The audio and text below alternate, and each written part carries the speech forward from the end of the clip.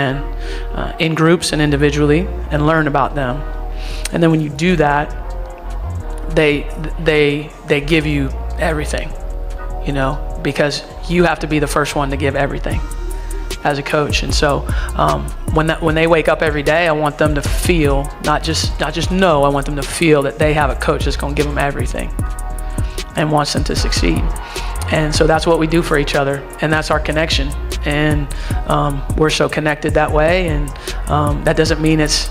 The meeting wasn't on the schedule, phones were taken, doors were locked, and one sentence inside Team USA camp changed everything. This is about Caitlin Clark. Before this goes any further, like the video and comment USA, because what you are about to hear explains why this emergency meeting shocked everyone. Day 3 of Team USA camp was supposed to be routine, light run, film review, nothing dramatic. Instead, it turned into the tensest day of the entire camp. It starts quietly. Caitlin Clark is named the projected starter for the next controlled run. No announcement, no press release, just a clipboard, a rotation chain. But inside that gym, everyone felt it, because when Caitlin stepped onto the floor with the first unit, the energy shifted instantly.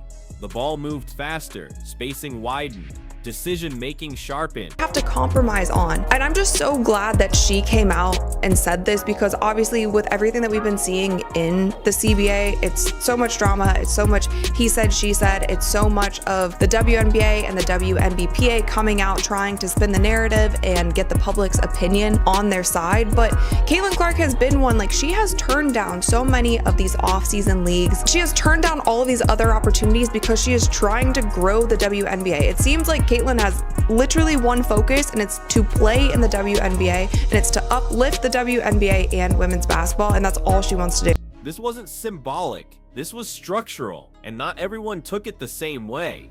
Paige Becker stood near the sideline, arms folded, focused. Still, she didn't argue. She didn't react publicly, but the moment stretched longer than normal because this wasn't about minutes. This was about role. The run begins. Caitlin controls the tempo, not loudly, not emotionally, just efficiently. She calls the set, reads the defense, hits the open shooter. Then she steps back, logo range, swish. No celebration, no stare down, just business. The bench doesn't erupt, it tightens, because this confirms something a lot of people weren't ready to accept. This offense now runs through Caitlin Clark. Between drills, whispers start, not trash talk, intention. Who is closing games? Who is adjusting? Who is sacrificing? Paige finally checks in during the next segment, not with the starters. It is subtle, but in a gym like this, nothing is small. She plays hard, efficient, professional, but something is off. The flow isn't the same. After the drill, she heads straight to the bench. No shots, no extra reps. Just stillness. That is when the coaching staff steps away. Normal to be frustrated with each other. It's normal. Like, that's a part of it. Conflict's a part of it. And so we work through it together. And we're willing to sit in there and work through it together, and that creates the bond. And then if you can create that bond, then this becomes so much more enjoyable to see them get themselves to an Elite Eight. It was really cool to watch. Where the player needs it. That's another level of facilitating. That's why we say, man, Caitlin Clark is the top guard. All right, y'all start the conversation in the chat, but I'm just saying, Chelsea Gray is a very entertaining passer. All right, very entertaining.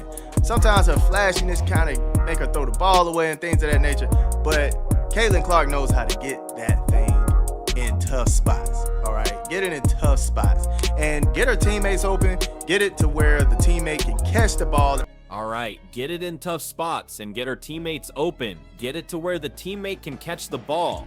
Quietly, urgently, an emergency meeting is called, not with players, but staff first. Assistants, coordinators, USA officials. The topic isn't performance, it is fallout, because Caitlin Clark isn't just playing well, she is reshaping the hierarchy. Inside the meeting, the concern isn't drama, it is balance. How do you manage elite talent when one player naturally bends the system around her? Because Caitlin doesn't demand touches, she creates outcomes, and that changes everything. Paige served Caitlin a plate of shut up and took the L out of her mouth.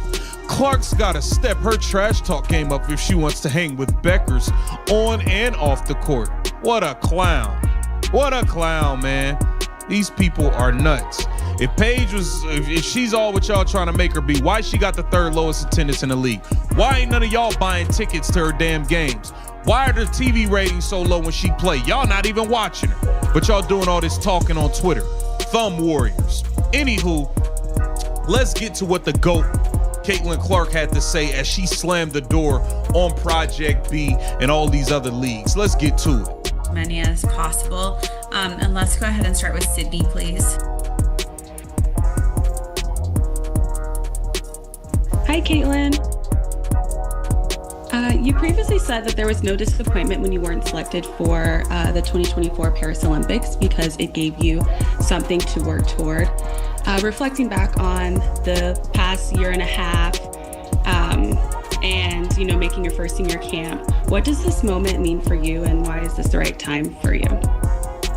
Yeah, I think anytime you can do a USA basketball related camp, or obviously in my past it's been all junior national teams, and I've been cut from some of those and I've played for 3 of them, so I think I've experienced both sides of it, and this is the biggest honor you can possibly have in playing basketball in our country, is wearing USA across your chest. So I'm just excited to be here and honored. Obviously it's kind of like the start to the new Olympic cycle, and Quite back on the court, players feel the delay. They know something is happening. Paige finally stands and speaks with a coach. Low voice, calm tone. No cameras close enough to hear, but the body language says enough. This isn't anger, it is clarity. She doesn't want a reduced role. She doesn't want symbolism. She wants purpose. And that creates a moment of friction, not yelling, not threats, just a line being drawn internally. Caitlin, meanwhile, keeps shooting. Same rhythm, same calm face. She doesn't look around. She doesn't react because this isn't personal to her. It is just basketball. The coaches return. Practice resumes. But the mood has shifted. Every possession now feels like a test. Every pass feels evaluated. Caitlin leads another run. The offense flows. Cuts are sharper. Shots come easier. It is undeniable. Paige watches, not resentful, but aware. This is the crossroads every elite team faces. Who adapts and how? After practice ends, players are dismissed early. That never happens. Phones light up instantly. Messages fly. Speculation spreads inside the facility. The meeting continues longer. Now the word quit never gets said out loud, but the possibility of stepping away from a role that doesn't fit, that hangs in the air. Open just because she missed 1, 2, 3 shots. We're not gonna allow it, man. Stay on her. That gravity that she holds, man, it opens up the defense like this. So this is one of those moments where you can see where Caitlin Clark, man, is a special piece to an offense. There's no way you get a wide open AB if she didn't get that rebound and push the floor like that. They would have been set. They would have been ready for whatever was coming. That's how you're supposed to attack the defense, man. I absolutely love what she did right there. Also, we got Angel Reese and Brianna Jones, man, absolutely dominating Coach Tibbett in this drill right here. Watch this. Okay.